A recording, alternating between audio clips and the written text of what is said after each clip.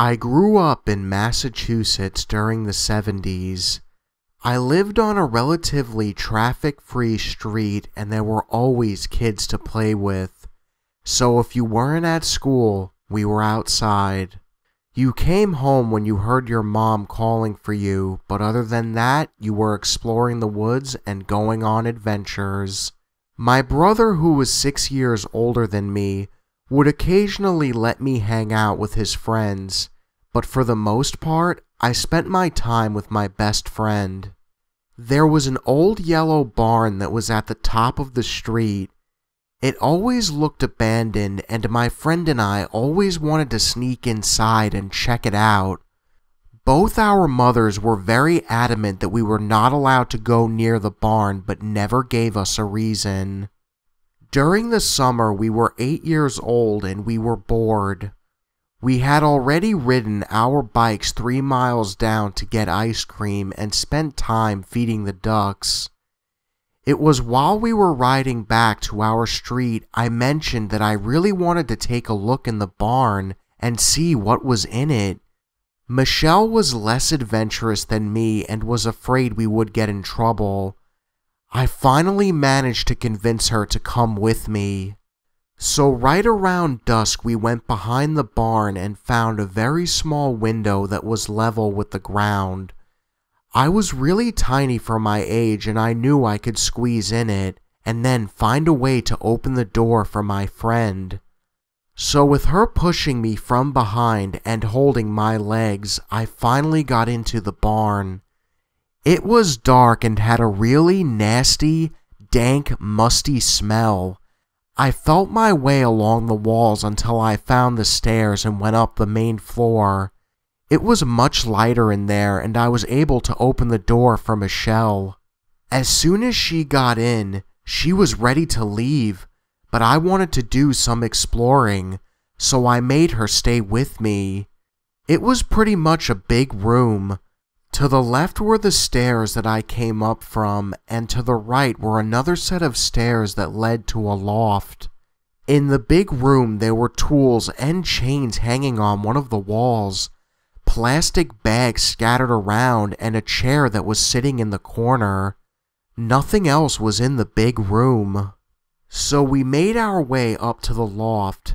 There were shelves that had an assortment of stuff like canned food, empty beer cans, liquor bottles, porn magazines, and a few random boxes.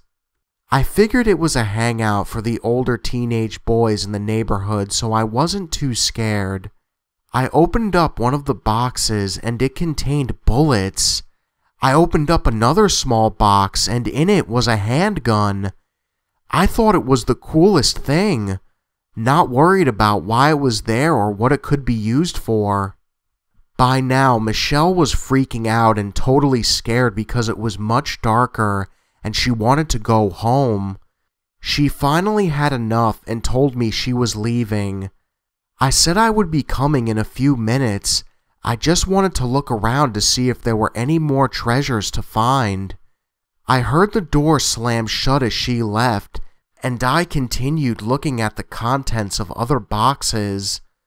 The larger boxes contained clothes, wallets, and what I now know to be IDs. I heard the door slam again, and I was just about to call out to Michelle because I thought she decided to come back, when I heard male voices. They didn't sound like boys the same age as my brother, but much deeper and raspy. I was able to find a little alcove in the bookcase and move a box in front of it so I could hide. Not going to lie, I was scared. I heard them come up and one of them grabbed the box full of bullets and the handgun. He went back downstairs and I heard them talking some more, but I didn't really know what they were saying. You could hear a bit of scuffling and what sounded like a muffled noise, but I had no idea what they were saying or doing from my hiding place. By now, I am terrified and trying to figure out how I was going to get out of the alcove without being seen. What I didn't know was Michelle saw the two men pull up and go into the barn. She ran to get my brother and told him where I was and that I was trapped. He went and got a few of his friends and they started to pretend to play hide and seek behind the barn, making noises about splitting up into teams and such. Once the two guys hear my brother and his friends, they went out back and started to yell at them about being on private property and told them they had to leave. The boys kept the conversation going with them asking if they could stay because it was a great place to hide. By now, the men are getting really angry and threatening them. In the middle of the back and forth between the two, I heard my brother yell out my name and scream, "Go!" As quietly as I could, I went down the stairs. When I got to the main room, I could see what looked like a trash bag in the corner. It was wiggling around and I was so scared I almost screamed out loud. I finally managed to quickly go out the front door and made it outside. I met up with my brother and his crew and we started to walk away from the barn. One of the men looked directly at my brother and said, "Step foot on this property again and you will never leave it alive. Got it?" Some of the boys laughed, but my brother nodded his head seriously and said he wouldn't trespass ever again.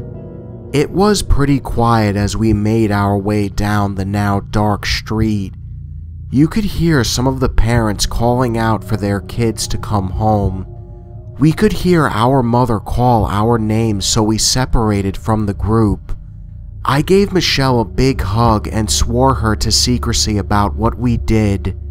My brother threatened us with severe punishment if we even looked at the barn again. Not to worry, I learned my lesson. He said that he had heard from hushed conversations between our parents that they knew stuff was going on in the barn, but they never mentioned any of it to either of us. So years go by and we are all now in our 40s and Whitey Bulger is in the news. People were coming out of the woodwork with stories of his heyday. My brother called me and asked me if I heard about what happened in our town. He went on to tell me that they found 5 bodies buried in the old barn that used to be at the top of our street. It was a hideout for his family where they tortured, killed, and buried associates. Had there been a light in the basement of the barn when I went in, I may have witnessed seeing them firsthand. I can't tell you how grateful I am that I don't have to live with that sight, and that wiggling garbage bag that I saw when I was on my way out may have very well been one of the bodies they found. I will never know for sure, but it is possible that I could have been trapped in the loft while they executed a man.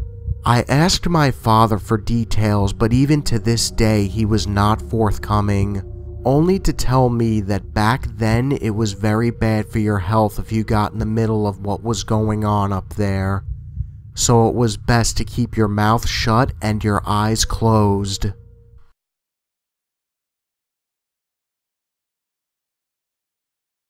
Me, my dad, older brother, and sister were on a holiday in Cornwall in a holiday park. On the first night, we went out to the arcade and to some clubs that they have for the little kids. I was only about 7 at the time, while my brother was 8 and my sister was 15. Anyway, me and my sister got bored and decided to go back to our caravan, while my brother and father stayed at the club. Our caravan was on the other side of the park. We had to walk about 30 minutes to get to it, and halfway there, my sister got a strange feeling that someone was watching us. So she grabbed my hand and told me that she was getting creeped out, so we walked faster. When we turned a corner to go down the main path, there was a gang of teenage boys in dark clothes wearing hoodies. They watched every move me and my sister made as we passed them. We walked for about another 10 minutes and finally reached our caravan. My sister grabbed the keys out of her pocket and quickly opened the door. We got inside, and about 5 minutes later, We heard loud voices and laughter coming from outside of our caravan. Being a stupid little girl, I looked out of the window and saw the teenage boys. They looked right back at me while telling me to open the door. My sister was in the bathroom getting ready for bed, so I went to the door quietly and began to unlock it, but left the chain on the door still latched. I opened it a little bit and one of the teenage boys said, "I just want to talk to you, sweetie." I was about to undo the latch, but then my sister came running in and literally rugby tackled me to the floor and called for my dad. A few moments later, the guys decided to try and push and pull the door open. They started shouting and banging on the caravan, describing how they wanted to gangbang us.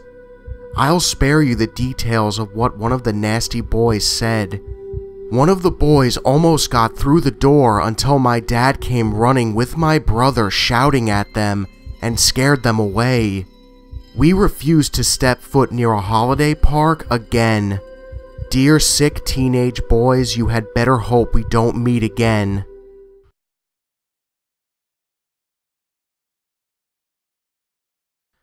This happened around 10 years ago. I was living in Ecuador and I was around 15. When I was a teenager, I was into heavy metal and rock music. I still like it, but I have diversified my taste.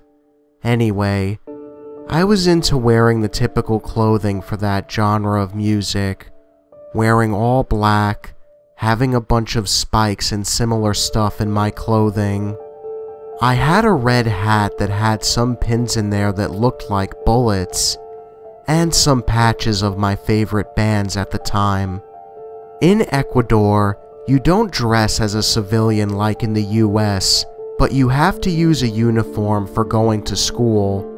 On this day, I decided to wear my hat because I needed to make the other kids know I liked rock music, and not the dancing music they liked. So at the end of the school day, I was riding the bus with one of my friends and we were chatting as usual when this lowlife gets on the bus. In Ecuador, it's very common for street vendors to ride the bus, selling their wares. However, the ones who sold candy always started their pitch with something like this. "I recently was let out of prison. I was a good boy, but I fell in on hard times. I don't want to commit crimes again, so don't be scared. I'm selling these candies so you can help me support myself." And they went around giving candy to all the passengers, but if you didn't accept it and the bus was relatively empty, they would sit side by side with you and threaten you. This was a normal occurrence, so I always tried to ride the bus in company for lowering the odds. On that fateful day, one of these candy salesmen gave his classic speech. We were all a little scared that this guy was going to rob us. He finished off his speech and goes to where me and my friend are sitting and chatting. He started commenting about my hat and how the pins I had on it looked like bullets. My friend and I nodded in agreement and ignored him, but he kept insisting and talking with us about the pins. My friend had a short temper, so he told him to fuck off, and this candy guy pulls out a pistol and says, "Do you want to see a real bullet?" The bus was fairly empty. We were in the back of it and we were terrorized. The guy started unloading his pistol, taking some of the ammo and showing it to us in person to compare with my freaking pins.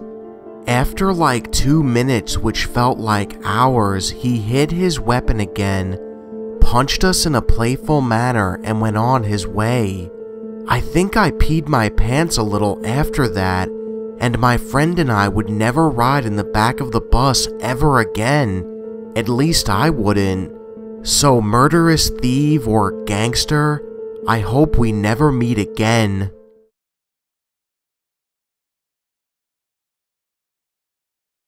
This happened when I was about 12 years old.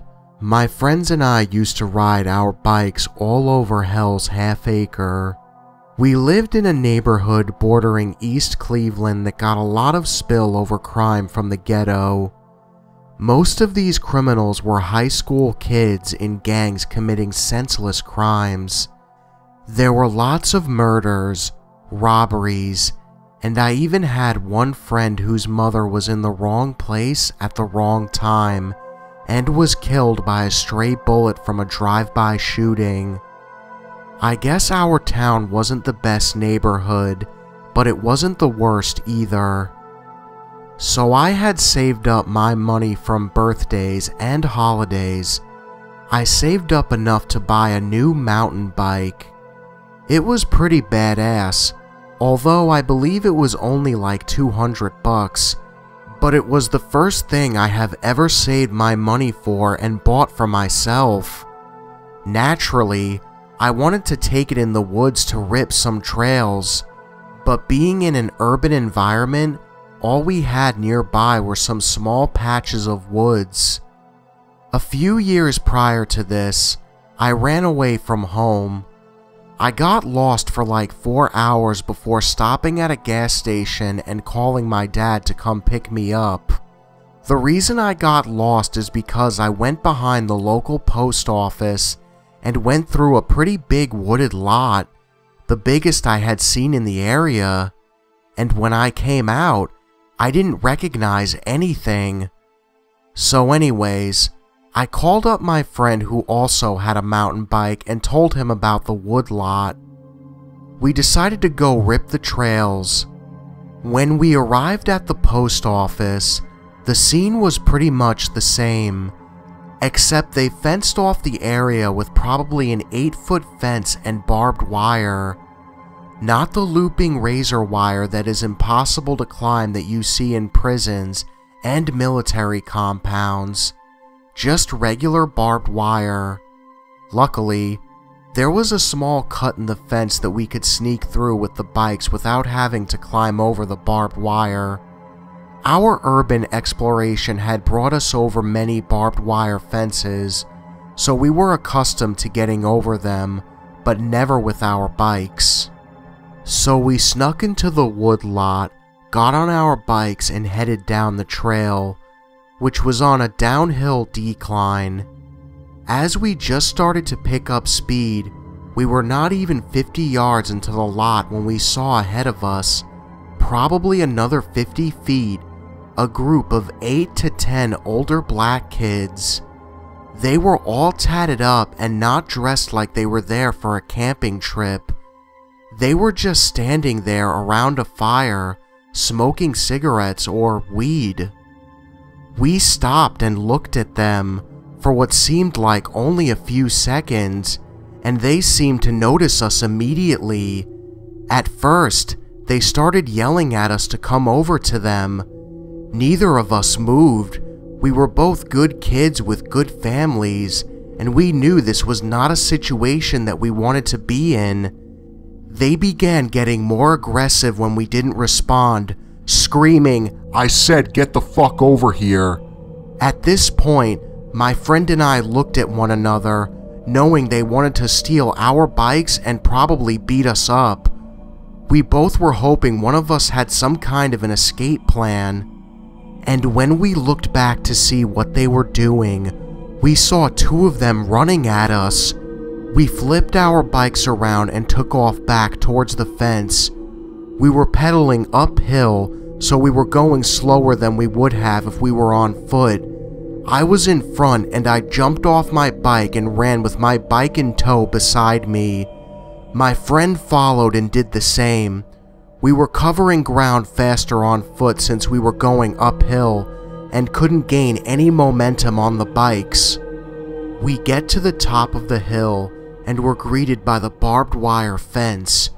We wasted no time looking for the opening because it was well hidden and a pain in the ass to get through. So I just grabbed my bike and threw it over the fence.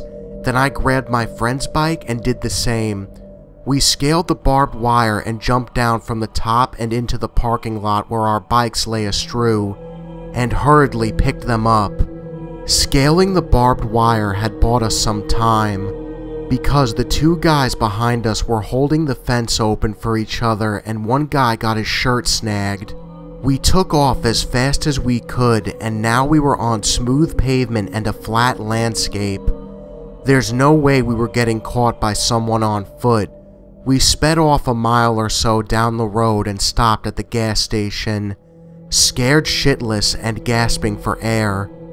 We looked back and saw nobody. We had escaped, or so we thought.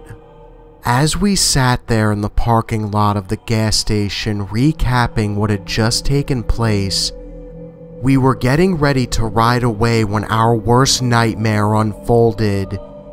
An old body-style Grand Marquis pulled up, and in it were the guys from the woods. My relief of having escaped faded as the car pulled in and one of the guys jumped out.